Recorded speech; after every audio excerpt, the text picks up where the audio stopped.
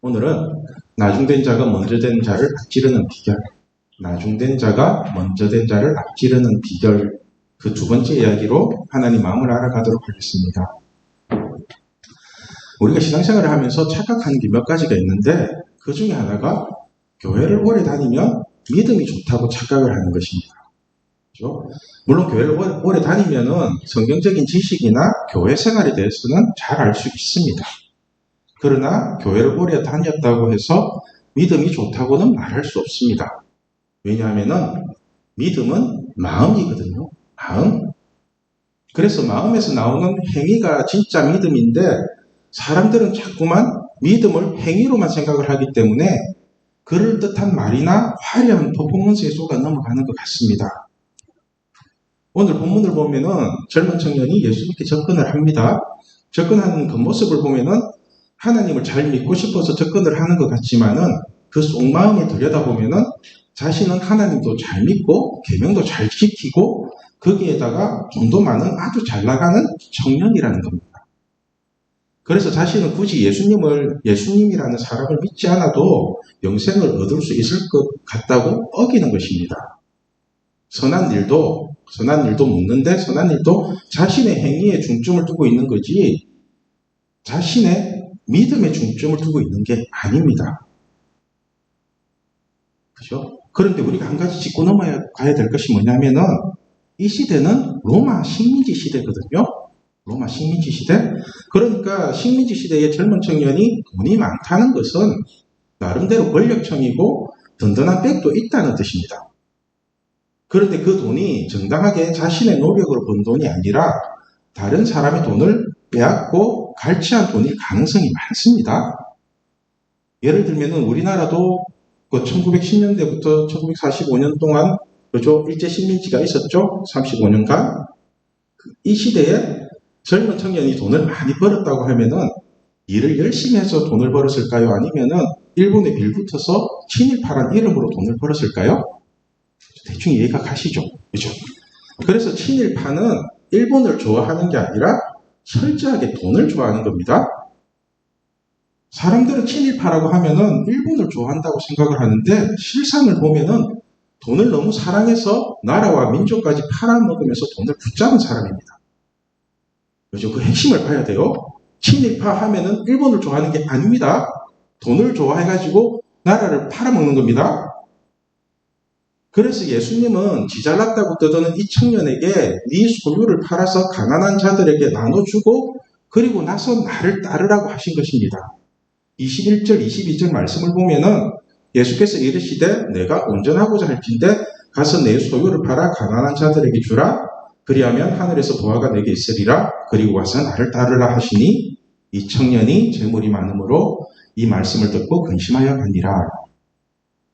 여러분 우리가 성경을 해석할 때는 여러 가지 생각을 하면서 정확하게 해석을 해야 합니다. 오늘 본문도 잘못 해석하면은 부자는 나쁜 놈이고 가난한 사람은 무조건 도와줘야 될 것처럼 보이는데 그런 게 아닙니다. 그런 게 아닙니다. 성경에서 말하는 부자는 돈밖에 모르는 사람을 말합니다. 돈밖에 모르는 사람. 그러니까 이 청년도 돈이 너무 많아서 예수님을 버릴 정도면은 하나님을 사랑하는 게 아니라 돈을 사랑하는 사람이라는 겁니다. 돈을 사랑하는 사람. 입으로는 모든 계명을 다 지켰다고 떠들지는 몰라도 실상은 돈밖에 모르는 부자라는 거예요. 그래서 예수님이 하시는 말씀이 23절과 24절에 예수께서 제자들에게 이르시되 내가 진실로 너희에게 이르노니 부자는 천국에 들어가기가 어려우니라. 다시 너희에게 말하노니 낙타가 바늘기로 들어가는 것이 부자가 하나님 나라에 들어가는 것보다 쉬우니라 하시니.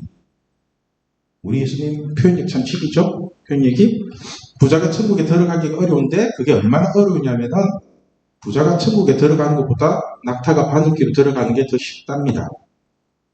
그러니까 이때 부자라는 것은 단순하게 돈이 많은 사람을 말하는 것이 아니라 돈에 미쳐서 나라와 민족도 다 팔아먹고 심지어는 자신이 믿는다고 하는 하나님마저도 돈벌이 수단으로 사용하는 부자를 말하는 것입니다. 그런데 저는 여러분들이 이런 돈밖에 모르는 부자가 아니라 진짜로 멋있는 부자가 되면 좋겠습니다. 진짜 멋있는 부자가. 하나님이 축복해 주시는 부자가 되고 오늘 말씀처럼 모든 것을 다 버리고 나를 따르라는 예수님의 말씀에 순종할 수 있는 그런 부자가 되면 좋겠습니다. 그죠? 여러분들도 부자가 되고 싶으시죠? 그죠? 돈 많이 벌고 싶잖아요? 그렇다면 우리에게 얼마나 돈이 많으면 부자일까요? 이것이 오늘 첫 번째 질문입니다. 우리에게 돈이 얼마나 있으면 부자일까? 여러분은 돈이 얼마나 있으면 부자라고 생각하세요? 1억? 10억? 100억? 없어요? 그런 거? 저는 최소 한 100억 이상은 되어야지 부자가 된다고 생각하거든요. 아무리 생각해도 한 100억 정도는 있어야지 돈이 돈을 버는 구조가 만들어져요. 돈이 돈을 벌어요. 이런 구조가 만들어지면은 뭐 억지로 일하지 않아도 그냥 편하게 돈 쓰면서 살 수 있다고요. 그런데 이렇게 부자로 살면서 돈만 쓰고 살면 과연 행복할까요? 돈 쓰고 살면 행복할 것 같아요, 여러분? 돈만 쓰고 사는 게 행복이라면은 제가 뭐하러 전도사 하겠어요? 제가 투잡 서리잡 뛰면서 열심히 돈 벌러 다니지. 안 그래요? 제가 최근에 여러분들을 통해서 깨달은 진리가 하나 있습니다. 참 소중한 진리인데 요즘 여러분들이 미쳤는지 토요일, 일요일에 집에 안 가고 저랑 놀겠다고 축치고 있잖아요. 일요일 같은 경우는 아침 9시에 와가지고 교육자 회의가 끝나는 한 6시, 7시까지 기다렸다가 노는 경우도 있어요.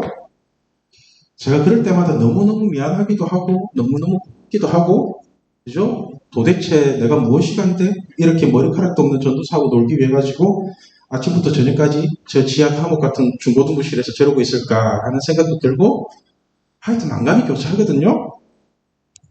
그래서 가급적이면은 최대한 빨리 빠져나와갖고 여러분들과 놀려고 하는데 그럴 때마다 가끔씩 이제 들리는 소리가 애들한테 돈 너무 많이 쓰지 마라. 돈 아껴 써라. 이런 얘기가 들려요. 이런 얘기가 한 번씩 들려요. 그런데 이런 얘기를 들을 때마다 기분이 별로 안 좋았거든요. 기분이. 그분이야 뭐 저를 위해서 하는 말인데 저는 왜 기분이 안 좋은지 이유를 모르겠더라고요. 그런데 최근에야 그 이유가 풀렸습니다. 최근에. 한 번은 우리 진아랑 이제 밥 먹고 드라이브를 하면서 이렇게 물었어요. 진아야, 쌤이 지금 너한테 돈을 쓰는 것 같니? 마음을 쓰는 것 같니? 이렇게 물었거든요. 그러니까 한다는 말이 마음요 이러더라고요. 마음요. 그때 제가 깨달았습니다. 제가 왜 애들한테 돈 쓰지 말라는 소리를 들을 때마다 그렇게 기분이 나빴는지. 저는 이때까지 여러분들에게 돈을 쓴다고 생각해 본 적이 없거든요. 시간을 썼고 마음을 썼는데 그죠? 그래서 애들한테 돈 쓰지 말라는 얘기를 들을 때마다 굉장히 귀에 거슬렸다고. 그래서 이게 뭘까 하고 있는데 글쎄 우리 예쁜 진아가 쌤은 지금 돈을 쓰는 게 아니라 마음을 쓴대요. 마음을. 제가 이 말을 들었을 때 진짜 감동이고 너무너무 감격스러웠습니다. 여러분 사실 이게 하나님의 마음이거든요. 이게 오늘 말씀 26절을 보면은 어떤 일이든지 우리가 보기에는 사람이 하는 것처럼 보이지만 그 실상은 사람이 아니라 하나님이 하는 거라고 말씀하십니다. 우리 26절 말씀을 같이 읽겠습니다. 예수께서 그들을 보시며 이르시되 사람으로는 할 수 없으나 하나님으로서는 다 하실 수 있느니라. 여러분 사람으로서는 할 수 없으나 하나님으로서는 다 하실 수 있답니다. 그러니까 여러분 우리가 구원을 받고 천국에 갈 수 있다는 소망이 생기는 것은 사람의 힘으로 되는 것이 아니라 반드시 하나님의 힘으로 된다는 사실을 명심하시길 바랍니다. 이처럼 하나님은 우리를 구원하시기 위해서 끝없이 마음을 쓰고 계시는데 우리는 그 마음을 받아들이기는커녕 계속해서 딴짓만 하고 있는 것입니다. 그래서 예수님은 우리를 살리기 위해서 나의 이웃으로 다가오시는데 우리는 예수님에게는 마음이 1도 없고 오직 돈에만 관심이 있는 것 같습니다. 그래서 학원을 쫓아다니면서 공부를 하는 이유가 돈을 많이 벌기 위해서이고 좋은 대학을 가려는 이유도 돈을 많이 벌기 위해서이고 좋은 직장을 가려는 이유도 돈을 많이 벌기 위해서인 것 같습니다. 그렇게 마음은 돈에 있으면서 입으로는 선한 영향력을 끼치기 위해서라고 하고 또 하나님의 영광을 위해서라고 이런 말 같지도 않은 말을 하고 있는 것 같습니다. 그런데 우리 예수님은 말씀하십니다.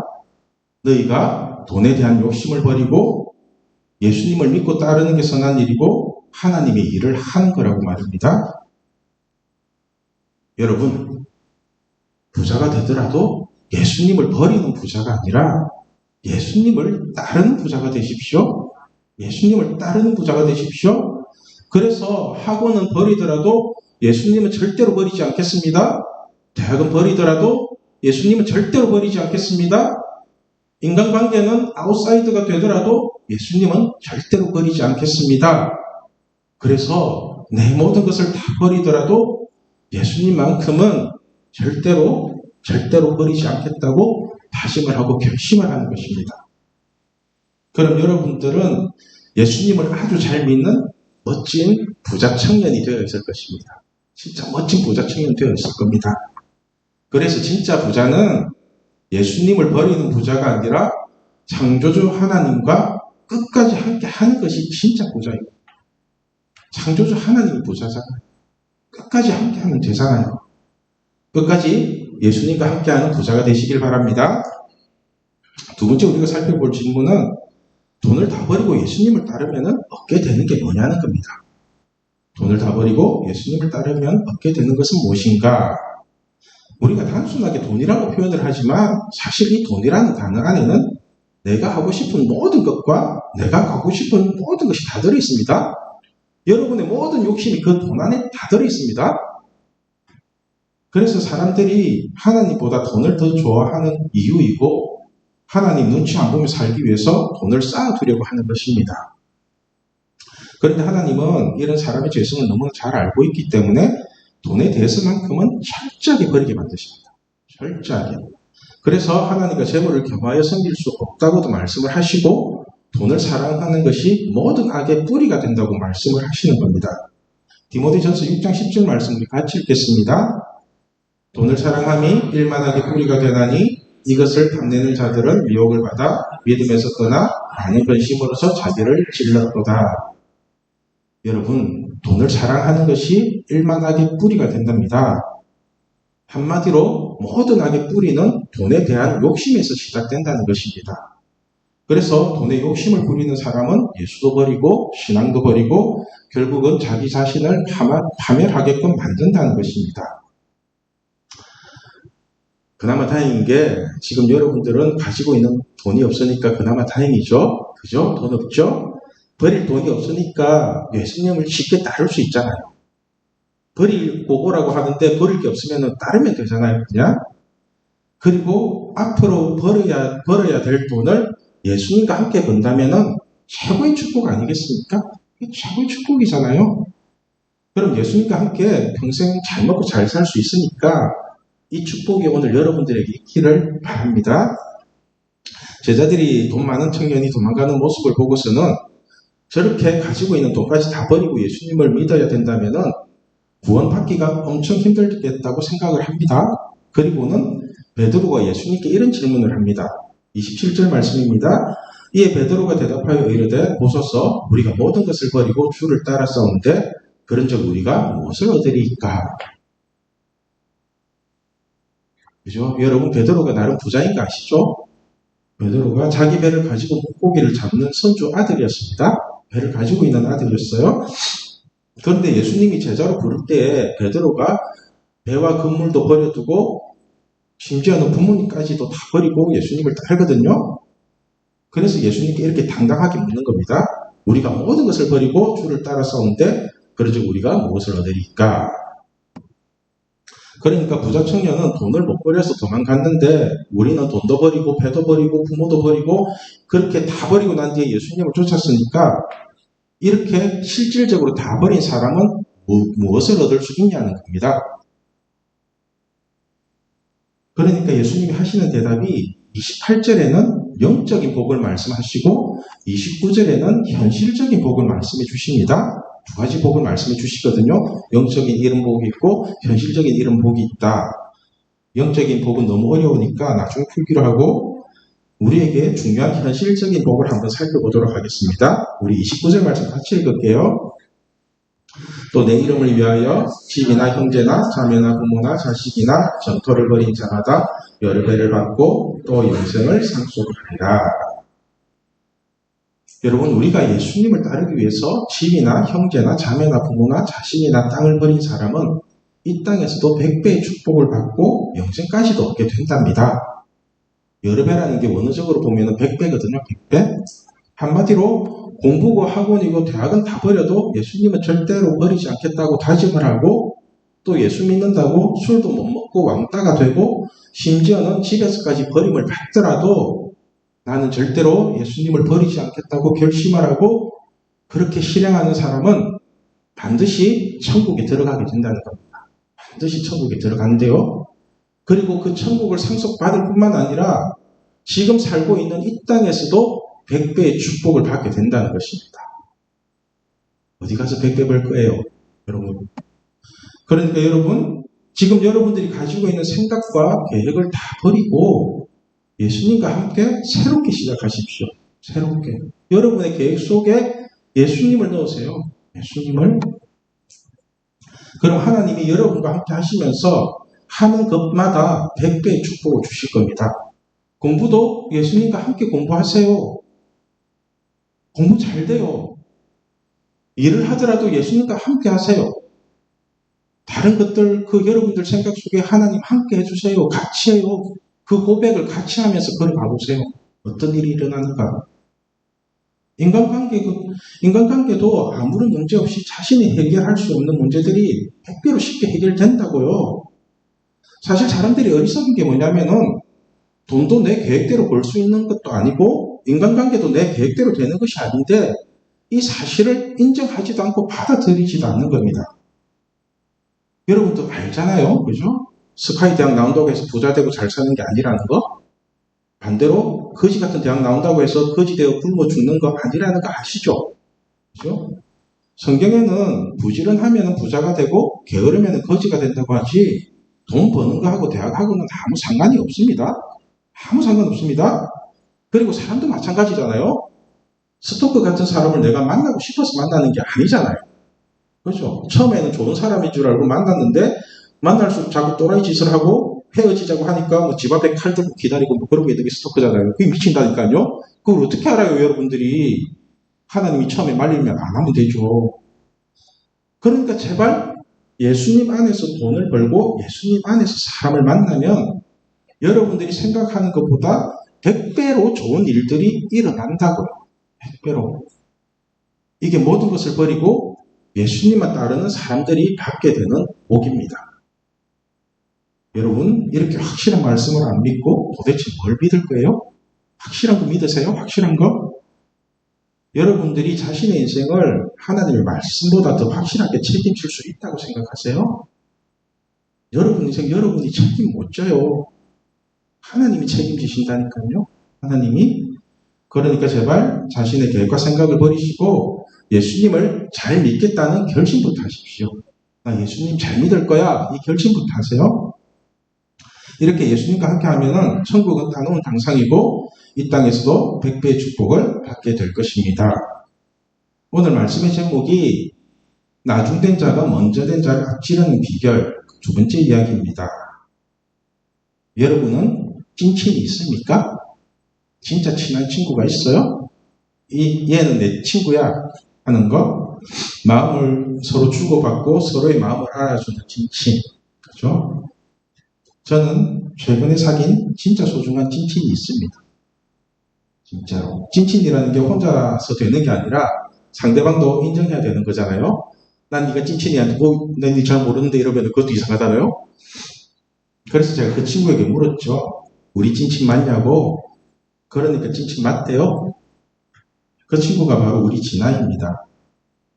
제가 우리 진아에게 우리 찐친 맞지? 이러니까 네 이래요. 네. 이 네라는 한마디 속에 모든 진심이 다 들어있거든요.